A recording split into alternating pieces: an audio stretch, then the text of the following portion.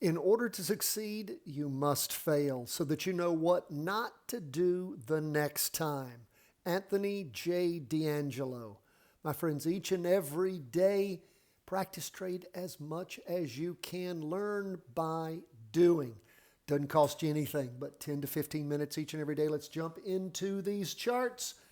As far as our trade execution summary grid for April the 16th goes, we're pretty much with the same numbers we had yesterday. In fact, everything is pretty much the same on directional probability. Backtest accuracy's changed a little bit. Of course, the entry and exit points and the expected moves have changed some, but I really want you to make sure that you get that trade execution summary grid. You don't have to write all these numbers down each and every day as I give them to you, because if you're subscribed at chartingwealth.com, you get the email every day. And we attach to it right at the beginning the trade execution summary or grid along with this video. You don't have to worry about trying to find it. You just check your email and there it is. And it's free, and we never spam that list. It's never sold. Let's jump into these charts. We see stocks are mixed for the day. Bonds and gold are up. Bitcoin is down. Now, as we look at the S&P 500, my friends, we see where, and again, if I go, I've done this several times, that we go toward the end of January, we see where we started hitting along the top until the 18th of February, till the end of that week. Then starting the week, the 24th of February, saw the markets really crash down, really hammered down when Trump started talking about implementing all of those tariffs. That was 3 weeks ago, going on 3 weeks, the week beginning the 31st of March. Hammered down that week, and then last week, the 7th of April, hammered down. We've seen things recover some. In fact, we saw that recovery start when Trump put those tariffs on hold back last Wednesday, the 9th of April. Things moved up, and we've seen where they've been sliding along sort of a top here for the last 2 days. The S&P 500 down 0.28% for the day with a little green candle, 2 green candles. This is the Friday, Monday, the 11th, and then the 14th. And then, of course, the Tuesday, first day of the latest 2-day candle, it's pushing through that weekly trend line. Don't see a lot of volume, though. The last time we had above average volume was back on the 9-10 of April 2-day candle, where we saw things, that recovery starting underway. So keep your eye on the prize. Where are we overall? Well, we have a lot of downward pressure from that market rolling over. And again, we've got a bit of a recovery. Where are we, though, with our probability of movement? Well, based upon what we've seen over the last few days, 195-minute chart leading the way, followed by the 2-day chart, and reluctantly by this weekly chart, we have a directional probability up of about 60%, a move of about $20.91. Entry point is 539.09, exit point 560. We've got a couple of dollars to go before we hit that entry point. Now, of course, what do you want to see? You want to see more volume than we're seeing right here. We haven't had average volume on the half-day chart since the afternoon of Tuesday, the 10th of April. So again, you want to see things take off and really start building. Otherwise, what's going to take over? Well, the trend's your friend until it ends when it bends. Trying to bend a little bit now, so keep your eye on the prize. 70% backtest accuracy, again, a 60% probability. Doesn't excite me about any. I get excited about 80, particularly 85%. That's when I get excited. When it's a little bit more than a coin toss, I don't get real excited unless I see the telltale signs. That is, strong movement going up, backed up by volume, which we are not seeing. Okay, let's move on to the Qs. It was up a little bit. Like I said, the S&P down a little bit, 0.28. The NASDAQ up a little bit, 0.11. Where does that leave us? Directional probability, like the S&P, up 60%. Our jumping in point, 458.77, about $1 up from where we are now. 65% backtest accuracy, $21.23 move up. And again, over the next 5 days, with that 60% probability, which is not much more than a coin toss. Now, when we get away from stocks to bonds.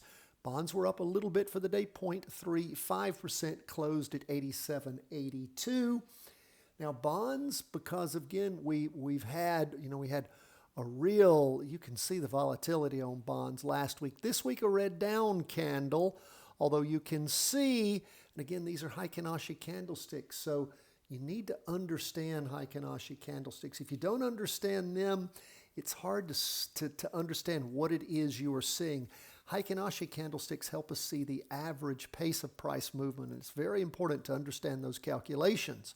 To help you with that, I'm going to put at the end of today's video our best Heikin-Ashi candlestick training so that you get that. I'll stick that in at the end of today's video. If you don't know what Heikin-Ashi candlesticks are or haven't taken a training in a while, it's a short one, but it's a good one, and I want you to have it. So I'll put it in today's video.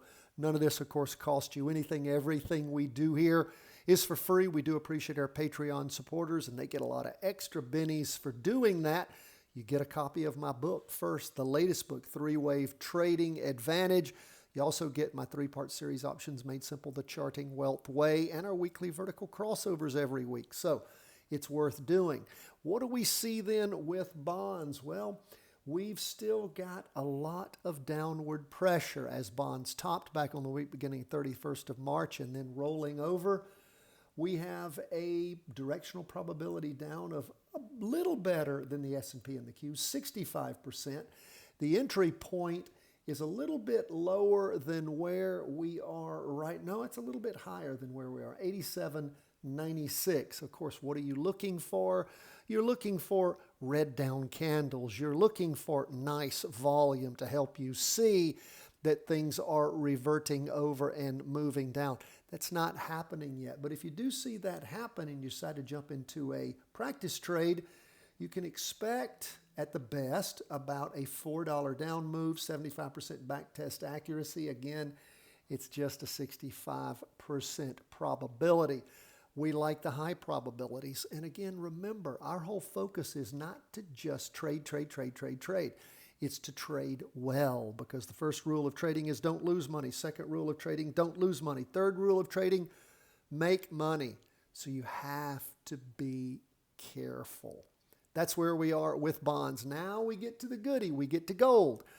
We told you yesterday that the up move in gold, the probable, was 80% directional probability. Well, that paid off today because it was up. Wasn't up a lot, 0.52%, but it was up decently. And we said that, the directional probability was 80%, the backtest accuracy 85%. It remains the same today.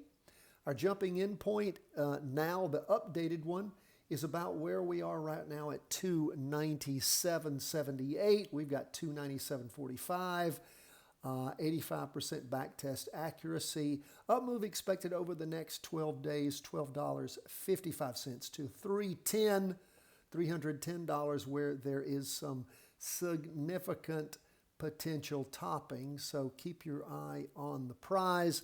If you're in gold and you've been riding it up, as we have seen it beautifully turn around at the beginning of the year, move up nicely till it started sliding sideways at the end of February, beginning of March, and then took off again, and it's just beautiful. Look at all the volume over those last 2 weeks in particular. A lot of ranging last week because things were crazy. It was in the red, remember, and then it turned back into the green. So again, we like gold. Those are the kind of numbers we like to see. Lastly, we'll go to HODL. And again, it's a coin toss, 55% probability of an up move. That's not anything I want to, that is betting. If it would say, that's what I'm betting on. I don't want that. I want a whole lot better than that. It was down today, 1.04%. We're not seeing much of a move expected, $1.10. 60% backtest accuracy. So again, just a coin toss. We're waiting to see what's going to happen with Bitcoin. Be nice to see things again. An interim high we've already got. I'm interim low. We've already got average volume here. We see a nice green candle continuing to form. This 2-day chart pushed through. The half-day chart is already trying to push through. We can, again, let me blow this up because I'm trying to tell you, yeah, it moved up nicely in the morning and then pulled back in the afternoon. So again, we had 2.5 days of green candles and then pulling back, really just sucking all that away and going down in the afternoon. So we'll keep our eye on Bitcoin. It's nothing more than a coin toss right now, which is not anything we want to get into. But hopefully we'll see Bitcoin at some point bottom out and start moving up. And when it starts moving up, we'll be here to catch it with you in some good practice trades, I hope. That is where we are, my friends. Thanks so much for being with us. Always love to hear from you. CW@chartingwealth.com. Be sure to catch the Heikin Ashi training at the end of today's video. Here it comes.